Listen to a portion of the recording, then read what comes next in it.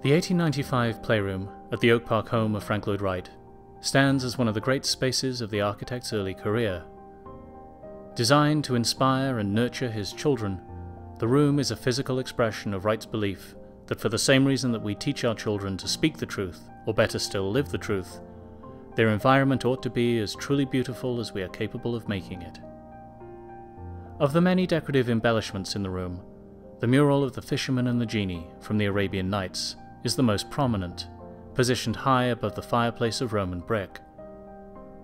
Designed by Wright and executed by his colleague, the artist Charles Corwin, the mural comprises a fascinating blend of decorative motifs. Forms from exotic cultures such as Egyptian winged scarabs are combined with flat geometric designs that echo the work of Wright's international contemporaries, Charles Rennie Mackintosh and the Vienna Secessionists.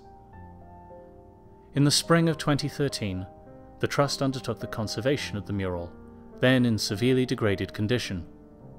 Aesthetically compromised by a century's worth of dirt and grime, and under threat from damage to the plaster upon which it is painted, the mural was in a less than optimal state of conservation. The mural at the start of the project was very dark, spatially flat. The mural had been worked on about 30 years ago. Because of the nature of the wall behind it, the plaster was cracking and some of the actual paint layer was flaking off, and so it was repaired, but it was never cleaned. So basically, for over 100 years, it had never been cleaned, and so it had soot and grime that normally accumulates on artwork, and it was above a working fireplace. The cleaning system that we designed was very specific for this mural. It was a very mild solvent. We put it on in a gel form. Therefore, we could use time as an element also instead of having to go over and over one area with the solvent. We just left the gel on for about 2 minutes, and then we would take it off and clear it with distilled water.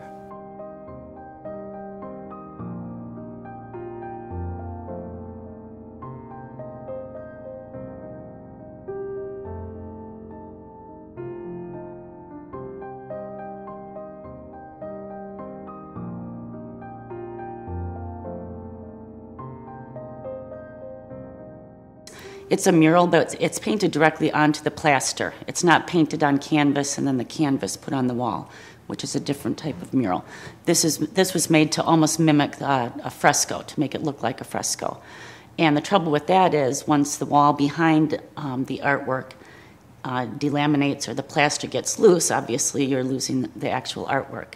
The cracks and other areas of loss in the mural were consolidated with an acrylic emulsion.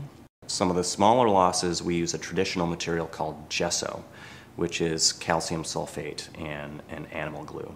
All of the materials that we use for the consolidation are reversible and compatible.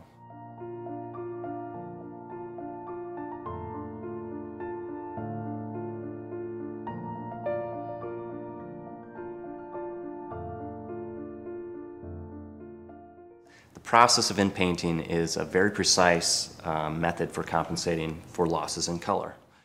It's a pinpoint process where we just only fill in where it was missing, never add more to it. You know, we're not trying to compete with the artist, we just want to put back what was lost. We use materials, again, which are compatible and reversible.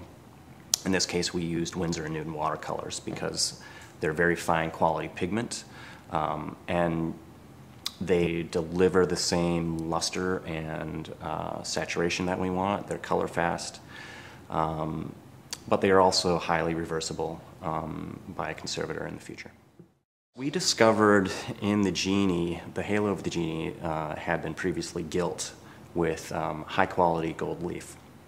We just found remnants of this, but it was exciting to discover. There were just traces of it, but enough to decide that we would re-gild the whole halo.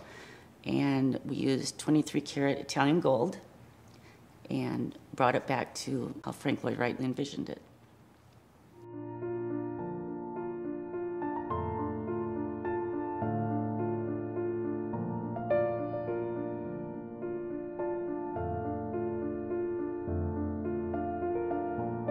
The results of the conservation are dramatic.